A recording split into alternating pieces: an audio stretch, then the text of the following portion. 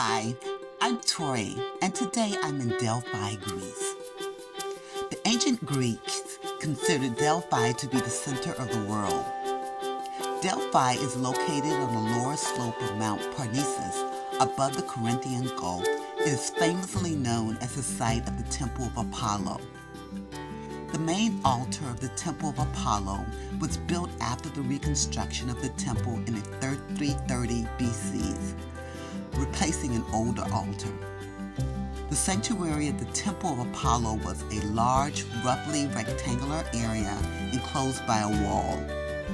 The existing temple site includes only the foundation, some steps, and a few columns from a structure built in the 4th century BC. The Theater of Delphi is where the musical and dramatic competitions of the Pythian Games took place.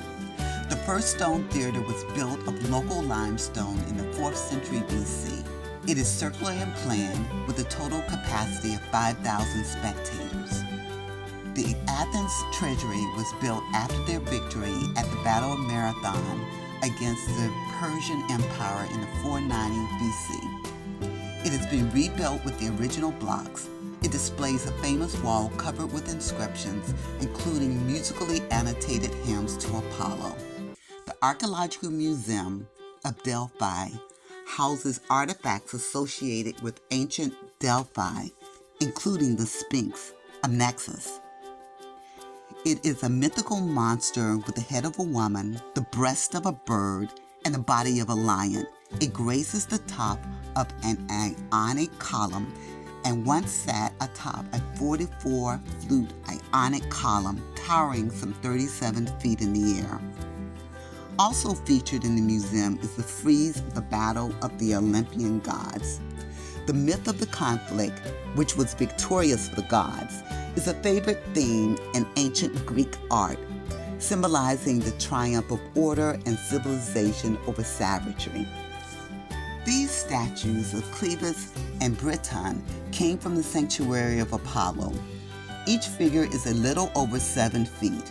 The earliest depiction of Kairos statues can be found in Egyptian culture, where the style shows stability by being depicted by a single viewpoint in the front. Here, this statue depicts a foot movement. The statues have idealized features from the oval eyes to the fists clenched on each side of their torsos. However, these statues do seem to suggest that the Greeks were moving away from the strict lines of the Egyptians toward the ideal of depicting more realistic figures. At Delphi, consultations with the oracle took place once a month in the temple, where God's will was expressed through the inarticulate cries of the oracle, which the priests then interpreted and most probably put into verse. 615 prophecies have been saved in literary sources and on a very limited number of inscriptions.